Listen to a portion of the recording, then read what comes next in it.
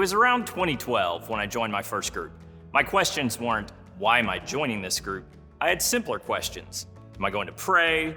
Will there be homework? How many chips are too many for my plate? So let me answer those questions for you first.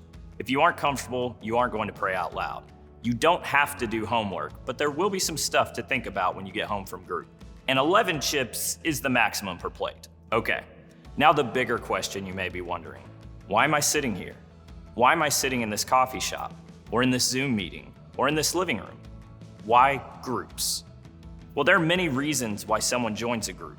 Maybe you were invited by a friend, pressured by a spouse. Maybe you're new to Jesus stuff. Or maybe you heard there will be some tasty hors d'oeuvres. On the one hand, only you know why you joined this group. On the other hand, we know common reasons that people give for joining a group. We have this data from multiple independent studies. Here are the top 5 reasons that people give for joining a group. I want to discover my purpose. I want to belong to a Christian community. I want to develop a prayer life. I want to understand the Bible more in depth. And I want to grow in my relationship with Jesus. Hopefully, one of those reasons resonates with you. Over the next 6 weeks, we're going to spark conversations around each of those topics. We're going to dip our toes into each of those topics: purpose, community, prayer, Bible, and growing your relationship with Jesus.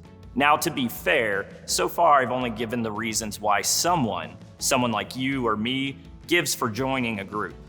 But what are the reasons why our church does groups? I mean, couldn't we just teach people to pray by reading a book or help them grow with a podcast or a sermon?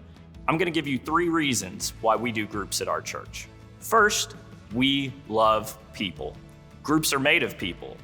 You are people, I'm a people, and there's something about spending time together, face to face, being present. We do groups at every stage of life in our church: preschool, high school, adulthood. Our church gathers together to worship, and then we gather together in groups. Second, we do groups to help you grow. In fact, our marching orders for groups are these 3 words: connect, protect, grow. Connect relationally. It means spending quality time together, listening to each other. And we want you to protect. That means spiritual protection. Pray for each other and encourage each other. And grow. Take steps with Jesus, asking yourself, what is next for my walk with Jesus? Finally, the 3rd reason why we do groups is because Jesus did groups. Think about it. The 12 disciples were a group. And think about what Jesus did with his disciples. He connected with them, he prayed with them, and he helped them grow. This week in your group, we're going to explore some Bible passages that will help reinforce why and how we do groups. I hope you have a great group discussion, and we are so excited for your group to connect, protect, and grow.